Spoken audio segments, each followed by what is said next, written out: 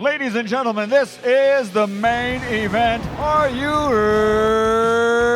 ready? Let's get ready to ramp up your sales. And now the man you've been waiting for. He is the real Thrilla in Manila. The undisputed, undefeated, reigning, defending, pound for pound, heavyweight John, the sales machine, Rankins. Okay, ladies and gentlemen, welcome back to the sales machine. This is going to be an exciting day.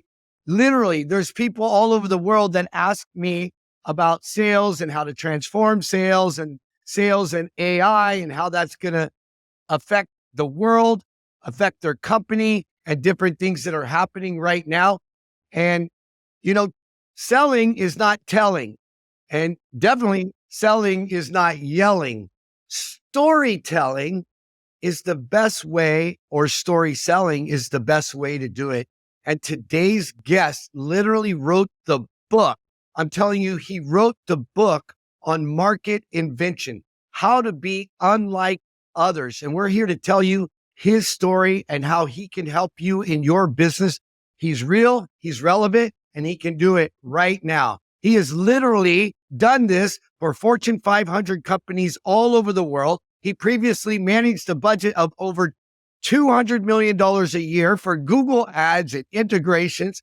He spoke at Dreamforce.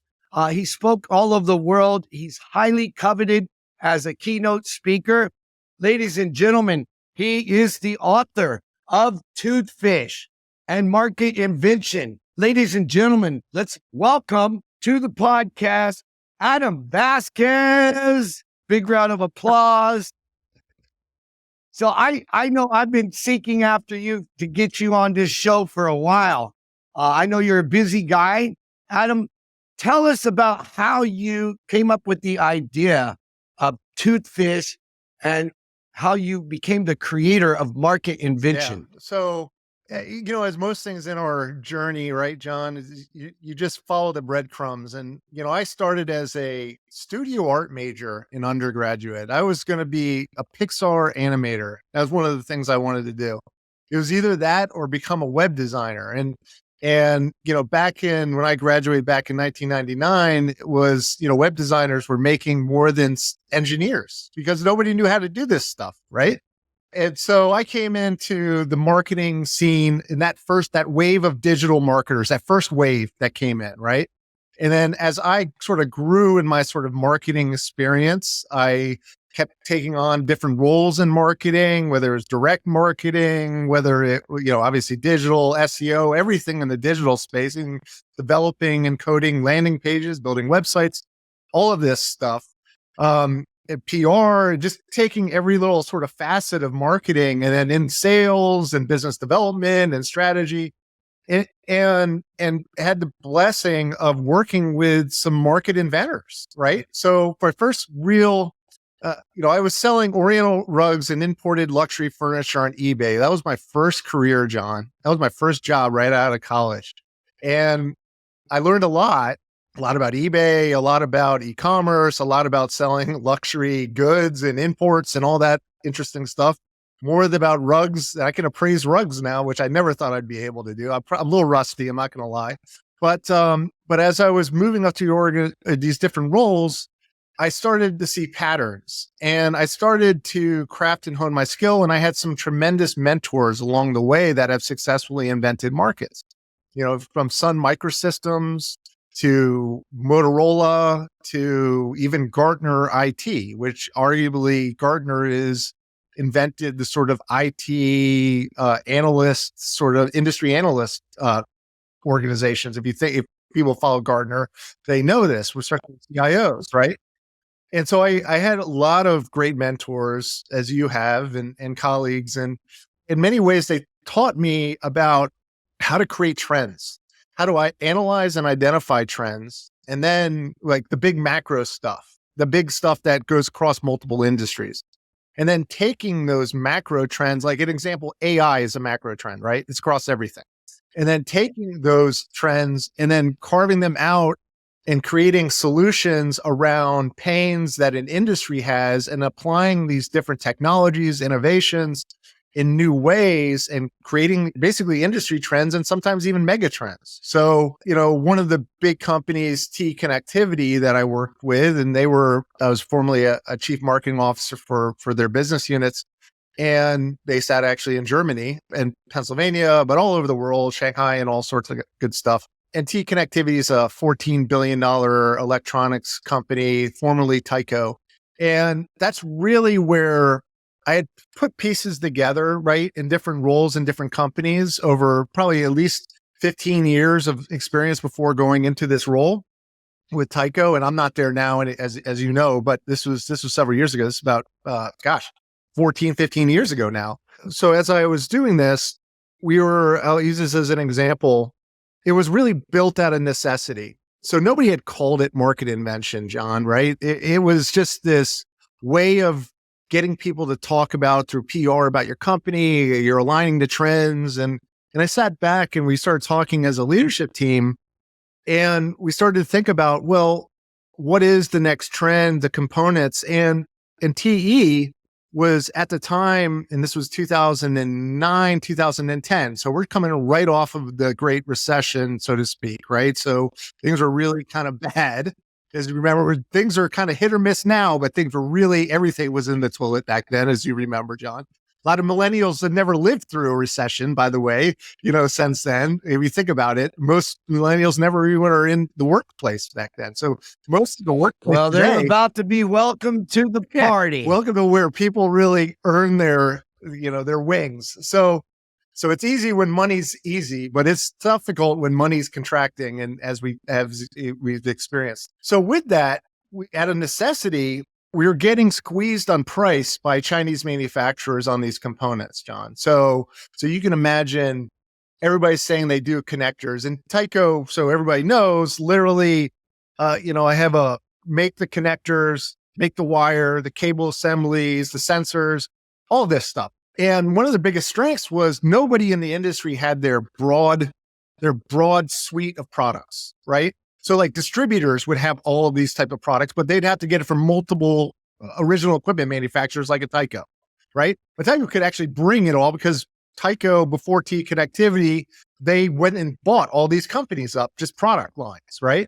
So we had to switch from product sell, which is good, but is not as good as brand and product selling, bringing together storytelling and talking about this market, this trend, how your products and services align to this new trend, can help this new trend. And all trends are just a group of people saying, hey, this can help with a big pain or challenge or some issue that everybody's focusing on, right? So we realized that we were losing in margin, in new business, and to low cost, cheap manufacturers, and we couldn't win that way. But what we did realize is nobody could put literally the connector and the wire together other than a T Connectivity. And by the way, it was Tyco Electronics prior to that. So we changed the name. We realized connectivity was a bigger trend. And this was not just we threw stuff against the wall. It was based on research. We knew our customers. So we did a lot of research with our customers. Our sales team was very key to this because they're the voice of the customer in many ways, right? They're right there and they're listening. Like I said, they're 2 ears, 1 mouth, use your ears, right? As you'll say. And so they're listening and nobody was really kind of calling it connectivity, but they were saying like, I need a full solution. I need something high quality. I need something to design in. And as an example, it's like, these are Volkswagen engineers. These are Apple engineers that are buying these products from TE Connectivity, right? So we sat down with these design engineers and we really kind of codified and named this sort of new electronics really category, right? In electronics. And it always existed. But what we did is we packaged it, positioned it, and got the industry to talk about it as the next biggest trend, because one of the big mega trends that was happening at the time was Internet of Things. So we forget about internet. We take that for granted. Everything has an internet connection right now, with good or bad, right? But nothing really had back then in 2009. I mean, smartphones were very new, relatively speaking, right? Only a couple years old. So the iPhone had only been out for 3 years. So we forget about that. And so using those mega trends, plucking those out and saying, okay, this is the Internet of Things. This is what's happening. And then we're talking once we said connectivity, we're the leaders in connectivity, then everybody started following and saying they were connectivity providers too. And the thing that we always talk about, John, is market followers paradox. And real quickly to that. So TE is where I really originated and saw and we took chances on this because it was an experiment. And so we said, okay, we're going to call the market connectivity. We're going to be the leader in connectivity, and we're going to align it in the vocabulary and language. So then the industry, and talk to the industry experts, the trade media, and everybody, and industry research, like just flood it with content. So then everybody started talking about the space as a connectivity industry. The analysts covered it, everything. And there's only one connectivity company. It's TE Connectivity. And the funny thing is, I had opportunities to talk to their competitors much later after I had left TE as a corporate role. And then they were a client for several years up until recently. And they would say to me, like, I don't get it. Connectivity is a terrible name. Why would you guys do that? And they didn't understand market invention. And these are companies like Molex, Amphenol. And what happened was their market share started to tank. And you can see it as their shares going down. And Google Analytics shows that their demand is going down from a search volume. And they had no idea what happened to them because they're all slinging products. And that's when selling products and marketing and selling products is important from a product sales, feature, benefits, like that good stuff that we learn. But people are human. Even if you're selling to a finance guy, he's still a human. So when you start to hit the trends and you give it a name and you give it something they can coin off and get excited about being part of this trend and it aligns to their challenges because it has to align to obviously to key issues and challenges, it comes together.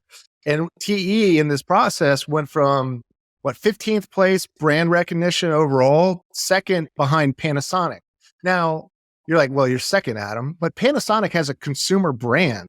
T Connectivity doesn't have a consumer brand. You can't compete like if you ask a person on the street, they're always going to say, oh, I know a Sony versus some B2B brand that's probably might even be better, but they're only selling to enterprise businesses, right? Because people don't think about that. So it's not out there on consumer and advertising. So, and anybody who's inventing a market, we just want our market to know we exist, right? Because that's the market we're building. And essentially, that's something that, with all the salespeople I work with, first and foremost is all about connection. That's the first thing you want to do is connect with people. But you got to know your market. Yeah. And so your market was not the general public as far as a consumer brand like Panasonic, but you did something very unique to salespeople, which is the second step in sales for me is situational intelligence. You actually went in there, you shut your mouth, and you listened to all of these enormous companies talking about connectivity and getting what they needed for connectivity. So these were all think tanks. So you just listened and ultimately became successful because it was really their language that was coming out of their mouth.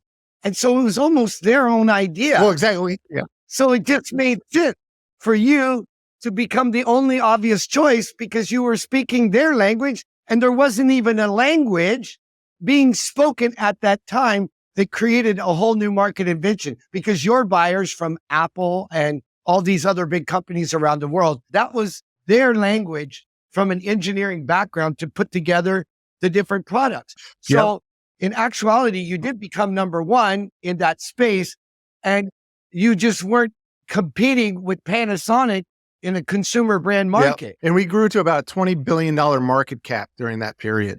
Think about it. And from an investor perspective, only 20 million? 20 billion only with 20 billion? With a B. Only, wow. Yeah.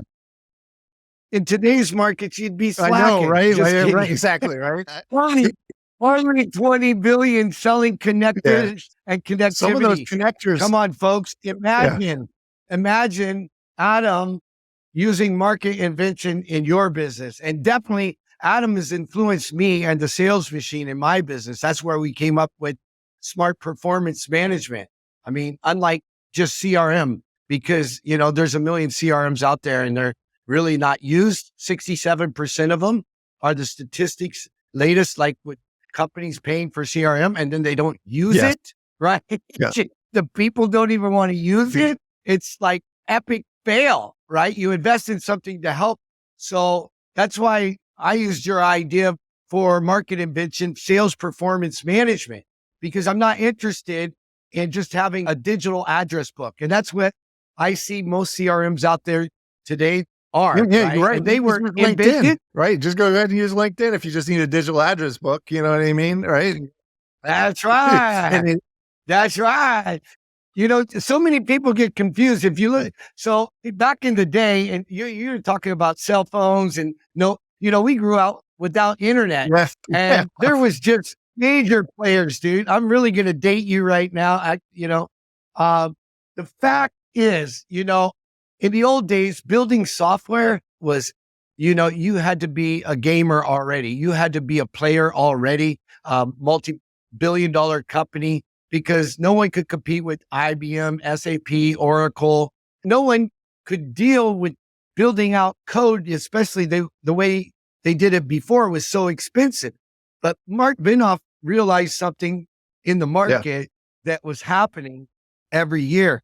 And that was every year, the biggest challenge is hiring salespeople because it's the highest turnover occupation in the world, right? There's very few people like me that just love it, right? Like I just love to sell. Yeah, please, sir, may have another. Yeah, exactly. Yeah, no, you're right. But you get it though. Selling is helping people, right? That's selling. God, so it's something I'm going to do for you. You're going to thank me because I sell you something. I guarantee it. Otherwise, I would never even make that sale, right? So what Mark did when he came up with Salesforce, which is, I think a digital address book, a good one, really complicated, cumbersome, and there's lots of complaints about it. But he knew when the salespeople left, 20 years ago, a company, what they took with them was their customers. So if they were working for SAP and Oracle headhunted them, they got their customers too, and vice versa, or IBM or Microsoft, even Apple. So coming up with the CRM was a great way for companies to retain their data. It was never created to help salespeople. Yeah, well, and it's thing when you talk about Salesforce, right? I mean, Siebel and Tom Siebel Systems, remember, was the 98% market share at the time. And it's ironic because both Tom Siebel from Siebel Systems and Mark Benioff both worked for Larry Ellison at Oracle, and they both ran sales teams there. Correct. Right? And Oracle invested in both of them. So but the thing was, right, it was the cost was too high, and then on premise, right? That was the whole thing. I mean, that was coined by Salesforce. Talking about market invention, right? I mean, they invented a market. Yeah, that's what I'm saying. Yeah. I give him a lot of credit. Definitely. He disrupted the marketplace and came out with Salesforce, unlike anything else. So that to me is the biggest example of an industry where Mark Binoff, a genius, that I give him total credit. He's a genius, right? Because he knew what all of these enterprise level software companies needed, which was to keep their customer, keep their data, and no one was capturing it. So if I recruit 100 of your salespeople, I'm also going to get on average 100 contacts per salesperson. I get immediately 1,000 new contacts. And the biggest thing for Mark, because it technically wasn't, I mean, it was better than Siebel, but it was, if you remember, it was cloud-based, right? Because remember we talked about holding on the big mega trends and applying that to your market invention? That was the big trend at the time, going to the cloud. Remember how many CIOs were like, we can't ever go to the cloud, remember? And now, and even up to probably 5 years ago, people were like, we won't go to the cloud. And you're like, guys, the cloud is more secure. And so it is a fascinating case study of market invention, but Salesforce, it shows me that Salesforce really doesn't understand market invention, or the people have left the building that did get it, right? Comfort is the enemy of success. People got comfortable. But now, right? And they're not listening. They're not listening to their customers anymore. They're not doing what you did with connectivity and cables. See, comfort is the enemy of success. People get comfortable, they start making money, and that's when they get knocked off. And with Tyco, I mean, that's just one example. I'll share some other examples, but like Tyco was some of those companies, like when Tyco was buying up all these companies, the connector business was AMP, which was created for it was a crimping tool company that sped up the production of B-17 bombers in World War II. That's what their claim to fame was.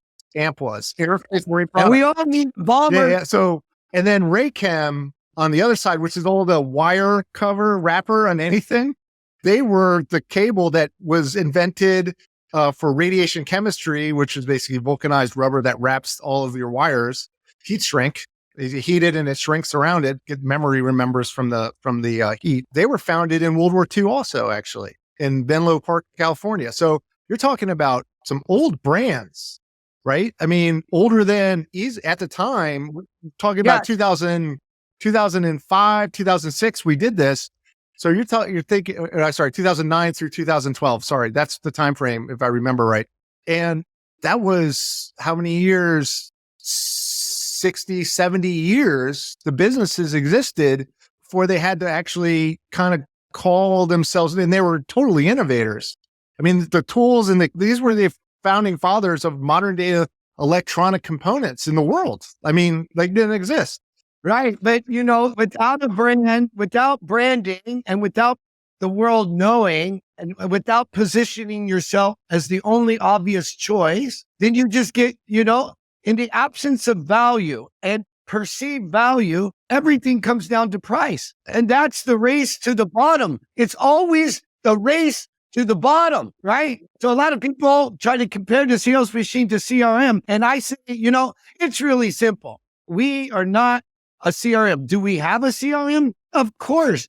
We put an address book into the sales machine because it's needed. It's necessary, but it doesn't drive performance at all. So in the absence of value, everything goes down to price, and that's a race to the bottom.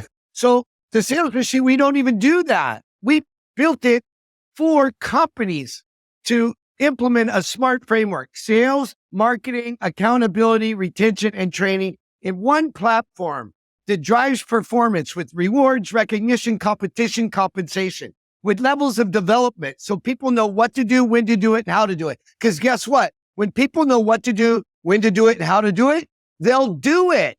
Yeah. And so with that, what you're saying is many ways, this is what I love about Sales Machine. And so everybody knows I have done multi-million-dollar integrations of CRM tools, all sorts of stuff. So I'll throw definitely a bone towards what you're doing, John, because I think it's super exciting. Because honestly, the CRM software that's out right now, because it's CRM software, we're not talking about a performance management system like you have. It's dumb. It's not smart. Think about it, because it requires, and I'm not talking about the AI and there's robotics process automation and these new tools and all that cool whiz bang stuff, but it never got to its full potential. And it's still a tool and and everybody knows with any CRM, crap in, crap out, right? And the change management of it is always, it's integrated, but it's not integrated with the software, if you know what I mean. It's not, the training's not integrated. None of it's integrated. It is purely a technology tool, like you said, a contact system with some workflow built into it, with some automated processes. It's super expensive, ironically, compared to other cheaper versions out there. I'm talking about Salesforce right now, but even because of the other parts, but it misses, like you said, I mean, yeah, it integrates with marketing tools, but they're just tools. And most marketers have become just, tactical, I just manage tools, but I don't really know why I'm doing it type of thing, right? And salespeople integrates the two. And that's something Salesforce has always kept separate. The sales versus marketing, they try to integrate it, and all these CRMs try to integrate it, but you just can't, because it doesn't implement the other parts of your smarts, what you're talking about from a smart perspective. It's halfway. They're just not strategic. They manage. Yeah, it's not a strategic tool at all. Everything we do, you have to manage, track, measure, align, and reward. Right. And now you're doing something differently than everybody else. So I always talk about the psychology and the methodology. So it's the psychological triggers of actually setting people up to win. Right. So They want to use that tool because it's going to help them win.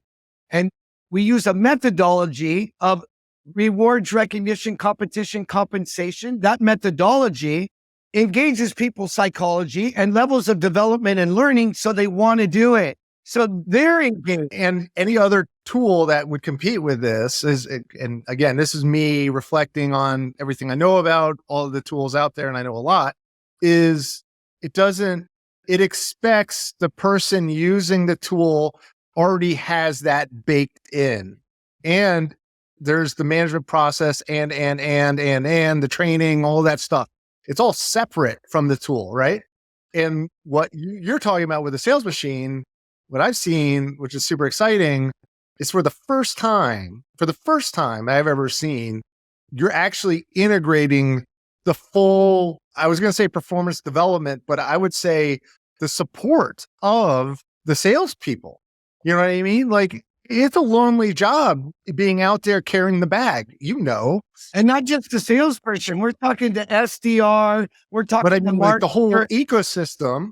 So now it's a team sport. Yes. Which, I mean, some of the other CRMs are team sports. Like, everybody has data, you can send leads and everything, but it's not like this because you implemented training, you've implemented all these other best practices, the performance, the reward system. Like, most companies don't even know how to create a performance reward system, and they're buying CRM tools. You know what I mean? They're like, I'll buy a Salesforce or say a HubSpot or what's the Microsoft CRM, any one of these ones. It assumes that you have all of that in place. And I could tell you right now, from a corporate and enterprise perspective, this because you're great at what you do and you teach companies all the world how to sell, and you have an incredible sales organization yourself.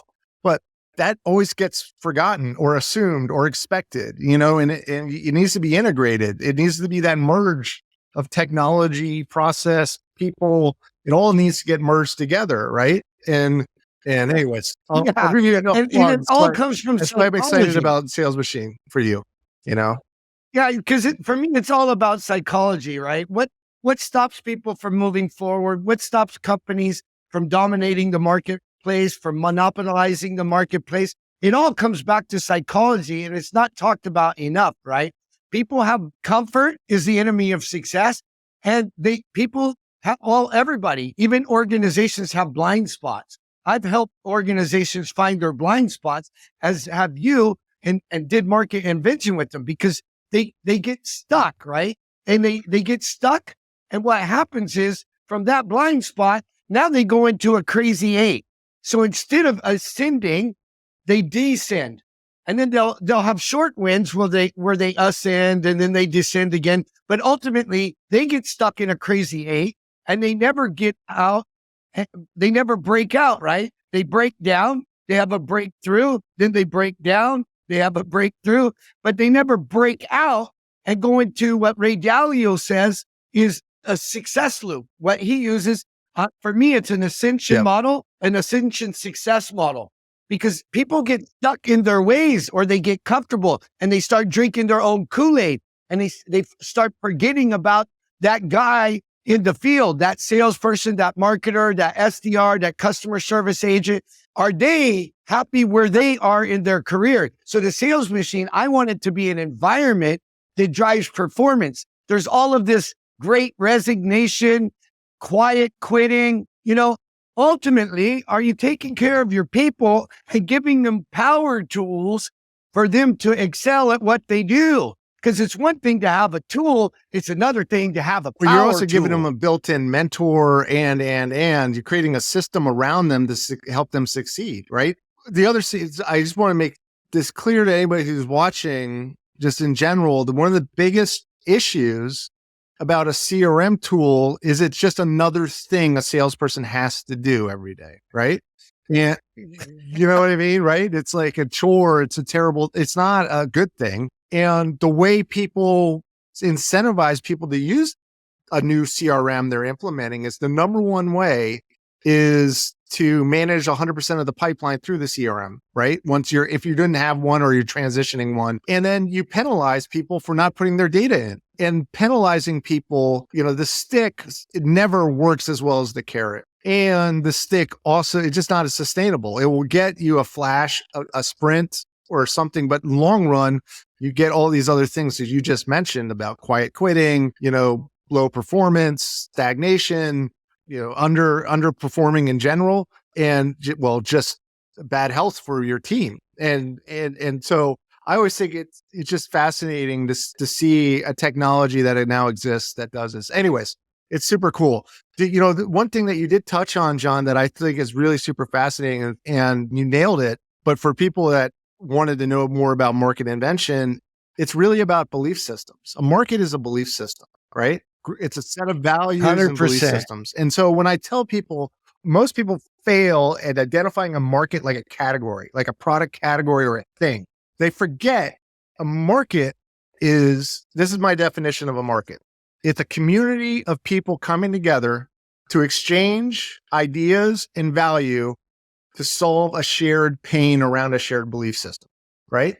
And there's crossover all the time with belief systems. You and I can share the same belief system, have overlap in, like we're talking about with CRMs today, but we might have a different belief system for, I don't know, the houses we like or cars or whatever, or even, what we find aesthetically pleasing with the opposite sex or not, or the same sex. It doesn't matter, but you know what I mean?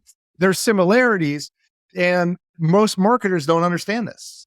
If you want to know a sophisticated true marketer versus somebody who is a tactician, which most are, then tactician, I don't mean that in a negative way, but just somebody that knows how to do ads, do Google ads, right? If they're not working and if it's not in their little toolbox, they can't tell you the bigger stuff, why it's not working, because maybe the belief system or whatever else. But, knowing how to do a Google ad doesn't make you a good marketer, right? It just makes you a good technician, right? And so you can train anybody to push buttons on a software, honestly, right? So the key difference is understanding that point, which you clearly understand, is, listen, I'm in a market. A market isn't mine, but if I do it right, my brand represents the value system of that market. So then I'm synonymous with that market. So when people get excited about whatever this market means and they go out to buy stuff from that market or contribute or collaborate, what have you, you're going to be top of the list because you're like the shiny beacon of that belief system, right? And then that goes into the market followers paradox. And this is something that, I coined. I coined it, but it's not I will say, you'll get it. It's intuitive. So the market follower paradox is just this. If you are not the leader of your market or industry, anything you do to promote yourself promotes the industry and the market leader with it. Because why? Because you're selling the same values and belief systems as they are. So all you're doing is just pumping up because of the internet. What happens when you find out, you hear of a new product or a new trend or something else? You go search, you're going to find the top, it does it. Chances are you'll buy from them. And then, or if you don't, it'll trickle down. So then everybody else gets the table scraps of what's left over from the main feast, right? And you can't break that if you're a market follower. And some people are okay with being a market follower. You can make a ton of money being a market follower, right? You can. Number 2 is not necessarily a bad place. Number 5 isn't a bad place if it's a big enough market, right? But the view and the smell never changes when you're following, right? Yeah. So, but it's a choice. Some people are okay with it. Some people are not. But I can tell you, when you're inventing a market, can sometimes take a lot more patience because you're creating something from scratch and you're organizing and bringing community together. But once you get past, certainly as you get to critical mass, you never take that away ever again because everybody is being measured to you, right? That's right. And everybody's following the market followers paradox. So they're advertising, but they're advertising for you and they don't even know. They don't even realize. That's a great quote. The lead sled dog always has the best view. It does. So it's just the way it is. And it's okay. I mean, you have multiple competitors in that sort of space, but it's just not, you're never going to retain the top talent. You're never going to retain, you know what I'm saying? Like you're going to find people that are comfortable in the market follower land, right? Yeah. And if you want to be the best, you got to attract the best. That's just reality today. And I don't tolerate comfort for myself, right? If I'm getting comfortable, that's a warning sign. That's a red flag for me. And at the same time, I understand humanity, right? I understand the psychology. I've studied NLP and I built and trained sales teams for 30 years, right? So I understand, what it is to be a customer, what it is to be a client. I understand what it is to serve. And for me, sales is all service and solving problems and satisfying customers. That's why I do it for you, not to you. And that psychology with that methodology of empowering people with power tools built into technology just makes everybody's life better, faster, more efficient, and they can grow and achieve more in a short period of time. Especially, there's a lot of companies out there that are really struggling to drive performance, right? I mean, people get comfortable, generational change, and, with even COVID, that's a black swan event. People got used to working at home. People got comfortable, right? And comfort is truly the enemy of success for not just personally, but for companies, for organizations, even for countries. They get comfortable, right? And so I'm always looking for that slight edge. And sometimes it can be something very small, like market invention. It takes effort, but it's just a small part of understanding psychology and belief systems and what the market is believing and where are you positioning yourself, because otherwise you're always going to be following the leader. It's spending your advertising on them. Yeah. And this is a great point because there's so many internet marketers, and you talk about tacticians, and look, I've hired people to do, piecemeal or different work, and that's fine. And I find value for value. Yes, me too. But there's so many internet marketers out there that are false prophets and salespeople that are false prophets as well. And that's why people are resistant to either sales or marketing and entertaining offers, because they built up this, protection mechanism that's natural to protect ourselves. But because of all the false prophets, a lot of marketers will say, well, their get out of jail free card is always, you just got to spend more money. Right. You got to run more until you have none left. Oh, this is a great one. This is a great one. You got to do what the market leader's doing. Meanwhile, you're a startup. The market leader's got, a $10 million budget. So you want me to throw my ads out there beside dude. And so, talk about a race to the bottom. That's self-sabotage, right? And that's what they promote. Well, Facebook is doing this, or this company is doing that, or that company's doing that. Yeah, well, unless, the way to win in a space is like you're talking about market invention, PR, guerrilla marketing, getting out there and talking to people, right? Because ultimately, in today's age, like you said, it's okay to be number 1, 2, 3, or 4. It's okay to be number 2, 3, 4, or 5, right? But if you're entering a space and you don't have that ad budget and you're taking on a 500-pound gorilla, there's no way you're going to take out a 500-pound gorilla unless you find a bigger freaking gorilla. Yeah, right. Exactly. To partner with. Yeah. Yes. With a shotgun, possibly. So a bigger freaking gorilla, he'll position you where you want to go. But even a big gorilla is not going to giddy up its horse to you if you don't have a unique purpose and are creating the next trend in the industry, right? 100%. That's right. So, Adam, I work with a lot of CEOs, not just run my own company, as you know.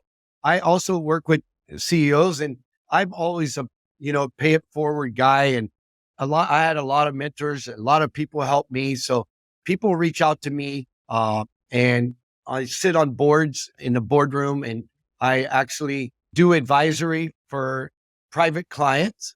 And it always comes up. I remember when I first met you in Vegas at the Lightspeed Summit, right? And it was just phenomenal. A lot of great minds. But I remember how you came in and just completely mesmerized and blew away the entire crowd, right? It's a 2-day summit. You just slayed it. You stole the show, and it just made so much sense to me. And so from then on, I've been talking about market invention, especially to all my clients. And I use two words, unlike others. You got to be unlike others, and all the way down to your market. And I remember when you told the story, and I want my listeners to hear it because story selling is so powerful. You hooked me back then. And, and I share this with all my clients every single time I onboard a new private client, anybody who's really struggling about the Patagonia toothfish. Yeah. Yes. And your book, right? Yeah, I mean, fascinating. it's a phenomenal book that goes deep into the psychology, not just the tactical things, but the transformational things you need to do to scale a business. And that's what this podcast is about. Anyway, in any shape or any form, getting real people on that are relevant, that can guide people how to increase their sales, drive performance, and retain their customers. And that's why I wanted you on here. So will you take them through that story? Because not only it touched my heart, right? But I use it with every client. So thanks for that. I probably owe you royalties. No, man, it's there. And I made it. There's no secrets in that book. And, John, maybe you and I should write another book together, or a book together about bringing it home. But I think, the biggest thing, I was looking for a title for the book and a story to kind of put it all in picture. And I remember this really obscure story I read a lot, as you know, John. I mean, I read like 100 books a year, like every year. And so I read just a lot of crap. And so there's a lot of stuff up here. And sometimes it's not very organized, right? So I'm going through it. I'm like, man, I know I saw something. I'm like, is it tilapia? No, it's not tilapia. What is this? No. And I was like, holy crap. It's toothfish. So the story goes this way. A guy named Lee Lance in the 70s, he was a wholesale fisherman. Well, he sold wholesale fish. And you want to talk about a commodity, right? Wholesale fishing is about as commodity as it gets because it only comes down to price and the quality of the fish and the fish, right? I mean, there's no, if you're going to get a tuna, you're going to get a tuna. You try to find the best quality for the cheapest price. There's no and the relationships are important, of course, right? But there's not a lot of differentiation if you really think about it. If you're grabbing a natural product that anybody else can grab. It's not like you're creating a new fish until Lee Lance did such a thing. And he didn't create this Frankenstein fish. No, what he did was he was going to his New York restaurants and, he was doing okay. He was doing well, right? As a fish monger, basically. He was basically like, okay, this is good, but my business isn't really breaking out. I'm losing business to cheaper wholesalers. This sucks. I just lost a client. This is miserable. That's why I always tell entrepreneurs is market invention may seem bigger, but it's actually better because you're going to go through the same pain regardless. So you might as well create something that's going to help you build something that's yours rather than build somebody else's, right? If you're going to go through the world of entrepreneurship, right? Honestly, there's already enough pain that comes with it. 100%. So Lee knew this. So Lee went down to where he catches a lot of his fish, or he sources his fish down at a small South American fishing village. And he went down there and he told all the fishing guides he was coming down, and they all lined up all these new fish. He's like, I'm looking for a new fish. So they lined up all these fishes and talking about it from a product research perspective. And he's going through the products and he's going through the products. He's literally eating with the fishermen and the catches that he brings, and he's going through and he's eating it all. And there's a bunch of fish and good. Okay, this is good, but not great. Not exactly what I'm looking for. And comes down to the last fisherman and he brings out this fish and they start eating it. And he's like, dang, this is delicious. This white, flaky, thick. This is exactly what I was looking for. What's the name of this fish? Why haven't you ever sold it to me or even was aware of it? And the gentleman, the fisherman said to him, he's like, well, this is the bycatch, meaning the fish that we catch that comes up with the nets, but we don't sell it to you guys because there's no market for it. We just keep it and eat it, bring it home because it's so good. And we're like, well, nobody knows about how good this is, right? He's like, okay, this is awesome. So what's the name? It's a Patagonia toothfish. He's like, a what? Patagonia toothfish? What the heck is that? Never heard of it. Well, so it's a type of cod. So everyone knows it's a type of codfish. And says, okay, well, what does it take? So he sat down and they, because you got to actually build stuff. Even if you're selling fish, they had to create a new fishing technique because these things were deep and hard to get to. And with their fishing techniques that they normally use were not the ones that could get this fish reliably, consistently, right? So they had to innovate and create new fishing techniques, all sorts of stuff to get this fish. So he takes it up to New York and he presents it. And what does he present it as? Because he knows the market name and what they're looking for. And he wants to sell this as a premium fish because it is hard to get to. And he knows that he's going to own a market. He can own the price and all of that other stuff. So that's where we get Chilean sea bass. So Chilean sea bass. Chilean sea bass, baby, on every menu. Chilean sea bass is not a bass at all. It's a cod. And, you think about it, cod is the kind of fish that you find in fish sticks. But it got so popular. Now it's over $1 billion, like $3 billion market, right? And it got so popular that they had to start putting regulation on the Patagonia toothfish fishing industry because it was going bonkers. And so anytime you see Chilean sea bass, think about how Lee Lance invented a market called Chilean sea bass, took a product that nobody ever saw, heard, or even used before, except for the fishermen, the insiders, and is a cod, and created this luxury fish market out of nothing. And so, and that's a fish, but that was an existing product. So a lot of times I tell people, the CEOs, and I say, look, sometimes you just got to look through your products. You might have your Patagonia toothfish literally sitting and developing right there, but you haven't positioned it right, or you haven't categorized it right, or you haven't aligned it to a customer pain and the need properly, or told the story so that they can see the vision with you and be like, that's exactly what I've been looking for, right? Because that's the key. You're creating a market. Your company needs to be a market platform. And I'm not just saying yours, but everybody. When we create companies, we're creating there to serve our market around this belief system that maybe there was people doing stuff before. Maybe there was nobody doing anything like this before. And then you have to get prepared to give it over to your community, because it's your community that moves it forward, not the company brand. And those are your customers. And it's not even just the ecosystem we talk about, because a market, that community, sure, there's the customers and there's you, right? But there's your employees. Correct. There is media and influencers. There's governments. Try to take a wide berth around that most of the time, but sometimes it can be really helpful, actually. It can actually be really helpful. And, blocking competitors and other stuff that happens all the time. But the point is you got investors, you got this entire ecosystem around you, and that's the community. And a lot of times people don't even know what their community is. They don't have a clue. You make such a great point. And I never, ever, Adam, ever thought I would be in the software business, because in actuality, I don't even consider myself being in the software business as much as I'm in the people business, because I'm all about performance and empowering people.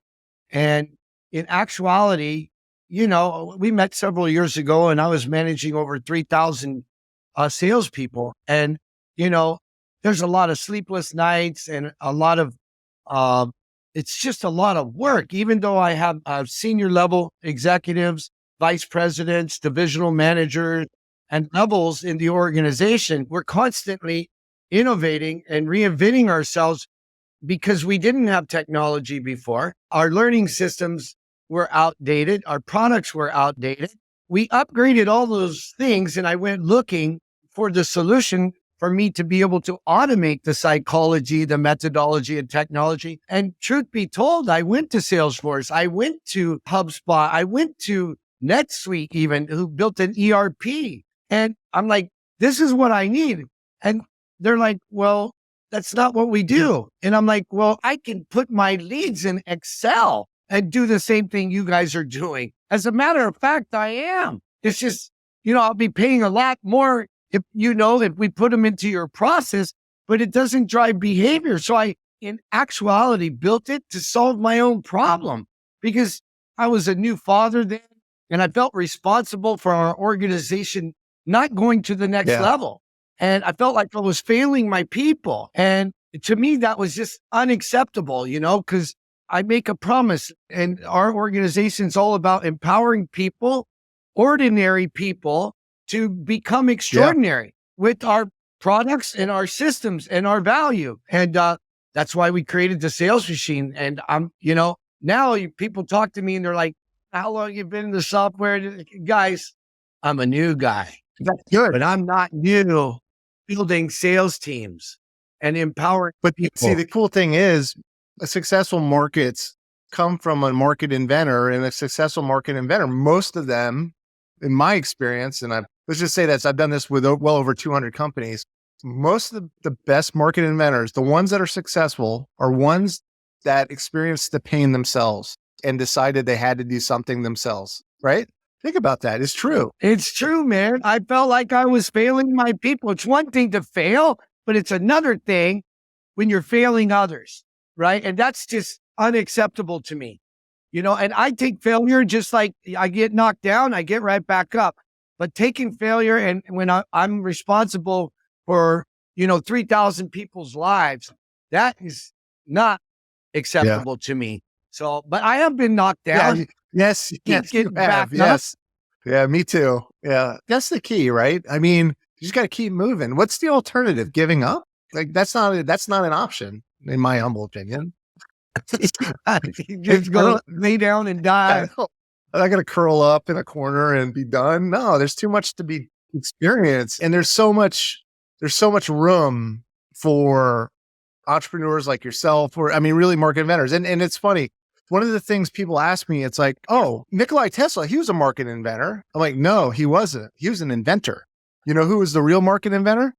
Thomas Edison. And, and you could argue, and I'm forgetting his name. There's a story about him in Think and Grow Rich, the guy that really was on the marketing and sales side, that, the old story about how he kept going to Edison and wanting to be his partner. And I'm forgetting his name, so maybe we can fact check that. But Thomas Edison knew the difference. Thomas Edison was the inventor, but he knew he needed somebody with a sales and marketing, somebody could rally a community around his innovations to really get it to adoption. And that's the key. It's rare to find somebody that has both those attributes, obviously, but regardless, it's fascinating because you look at the Wright brothers and think about Nikola Tesla. We're getting Tesla infrastructure now, but thanks for like Elon and the rest of those guys putting it in. His technology was better than Edison's technology. It was better, but it was not. It missed the whole commercialization side and being. Yeah, you can have the best product in the world. You don't know how to market it. You're still dead in the water. And in another example, it's like, okay, if invention and innovation was enough, John, right? Why are we not flying Wright brothers airplanes? We're not. We're flying Boeing, Airbus.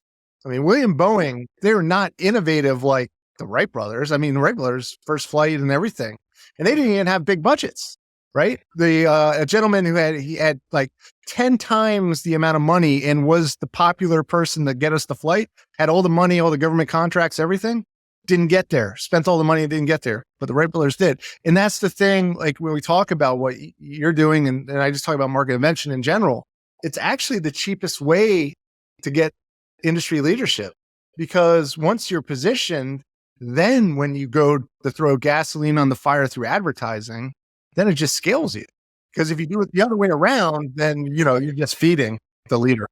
You talk about public relations and stuff like that. People want a story, Yes. If you're just another ordinary CRM out there, or you're just another ordinary widget like anything else out there, and you're unlike others, or you're not using it to change people's lives or help people, then it's really not a story. It's just more of the same thing, and you become a wallflower. So that's the power of marketing. You are, see it at the highest levels and even the lowest levels. And what I love about you simplifying it, even, the fish industry. And if you go deeper into the Chilean sea bass, when I grew up, people didn't like fish because it was too smelled, and America's seafood was not good.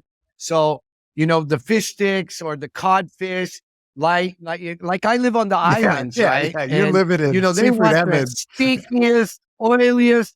If it's not sticky, oily, dark, they don't want it. They're not interested, right? Americans, we grew up and it was perfect. It was like the perfect storm, creating a luxury market with fish that had very little taste, right? In an American market who wanted to get healthier. That's like the perfect storm to go into a market where there wasn't any good fish, right? And you were repelled if you smelt fish, right?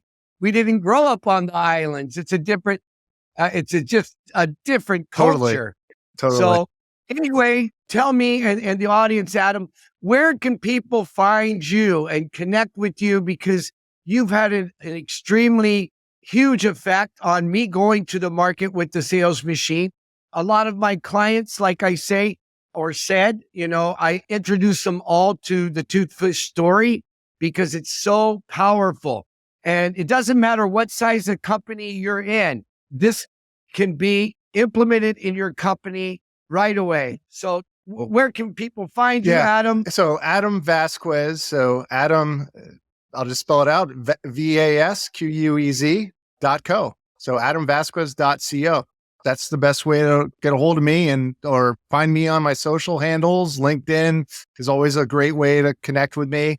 Twitter, YouTube, and as well as Instagram. I'm out there. So if you do a search Adam Vasquez, Toothfish, or even just Market Invention, you'll find me. And this is what I always tease people when they're like, is Market Invention a thing? I'm like, well, I use Market Invention to create Market Invention, and it's generated millions of dollars for me. So again, we talk about the logic loop you get trapped in. That's a logic loop you can't get out of, because then you can't deny its existence, because I've used it to grow my business. And I know from a fact it works. I'm not a person that, I experiment. I'm an innovation freak. I love innovation. I love pushing where we're going. But when it comes down to, you talked about a lot of false prophets and false gurus out there, when there's tons, there's more than there are not, right? I've always prided myself that this has actually been done through decades in lots of pain, sweat, and failures, and knowing what works and what doesn't. And more than 200 companies this has been done with. So anyway, that's my spiel of marketing.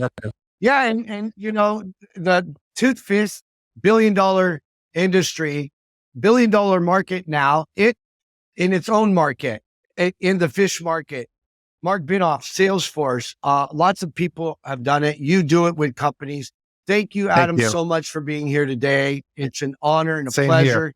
And, I'm going to keep doing market invention myself for the sales machine to give us a competitive edge to help other people. I love it. And I'll just say this, John, you're a master in what you do. You're a great human being, and you're one of the most generous people I've ever met. So I really, really appreciate your friendship and everything.